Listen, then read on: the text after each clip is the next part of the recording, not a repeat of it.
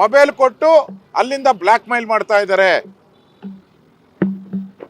ಬೇರೆ ಬೇರೆ business ಮ್ಯಾನ್ಗಳನ್ನು, ದೇಶದಲ್ಲಿರೋ business ಮ್ಯಾನ್ಗಳನ್ನು ಅಲ್ಲಿಂದ ಬ್ಲ್ಯಾಕ್ ಮೇಲ್ ಮಾಡಿ ದುಡ್ಡು ತರಿಸ್ಕೊಳಕ್ಕೂ ಕೂಡ ಈ ಸರ್ಕಾರ ಸಹಾಯ ಮಾಡ್ತಾ ಇದೆ.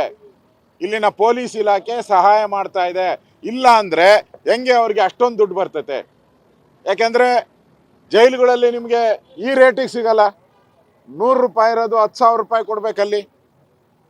ಲಕ್ಷಾಂತರ ರೂಪಾಯಿ ಕೊಡಬೇಕು. ಇದಕ್ಕೆ ಕೋಟ್ಯಾಂತರ ರೂಪಾಯಿ ಹಣ ಬೇಕು.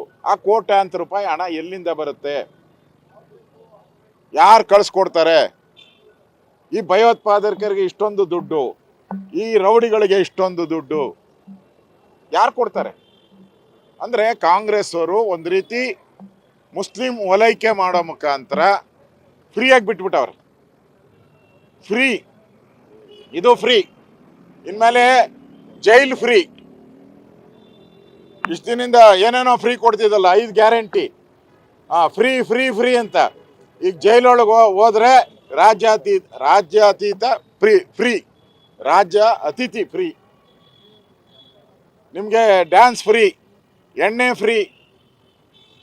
ಸರ್ಕಾರನೇ ಹೇಳಿಬಿಟ್ಟೈತೆ, ಎಣ್ಣೆ ನಿಮ್ಮದು ಮಾಂಸ ನಮ್ಮದು ಅಂತ ಹೇಳಿದ್ರಕ್ಕೂ, ಇಲ್ಲ ಮಾಂಸ ನಿಮ್ಮದು ಎಣ್ಣೆ ನಮ್ಮದು ಅಂತ. ಆ ರೀತಿ ಸರ್ಕಾರ ನಾಚಿಕೆ ಆಗಬೇಕು.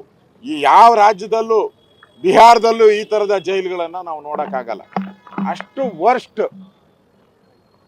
ಇಷ್ಟೊಂದು ಹಣ ಖರ್ಚು ಮಾಡಿ ಕೇಳಿದ್ರೆ ವರದಿ, ಮುಖ್ಯಮಂತ್ರಿ ಹೇಳ್ತಾರೆ, ಗೃಹ ಸಚಿವ ವರದಿ ತರಿಸ್ಕೊತೀನಿ. 2.5 ವರ್ಷದಿಂದ ಏನು ಕತ್ತೆ ಕಾಯ್ತಾ ಇದ್ರಾ? ಅವಾಗ ವರದಿ ಬಂದಿರಲ್ವಾ? ನಿಮ್ಮ ಇಂಟೆಲಿಜೆನ್ಸಿ ಹೇಳಿರಲ್ವಾ ನಿಮಗೆ? ನಿಮ್ಮ ಜೈಲು ಅಧಿಕಾರಿಗಳು ಏನು ಮಾಡ್ತಾ ಇದ್ರು? ಮತ್ತೆ ಮಾಡಿಸೋದು ನೀವೇ, ಅಲ್ಲಿಂದ ಫೋಟೋ ತೆಗೆದು ಆಚೆ ಬರೋದು ನಿಮ್ಮದೇ ಸ್ಕೀಮು. ಒಳ್ಳೆ ಸ್ಕೀಮು. 2 ಗ್ಯಾಂಗ್ ಐತೆ ಅಲ್ಲಿ ಜೈಲಲ್ಲೇ. 2 ಪಾರ್ಟಿ,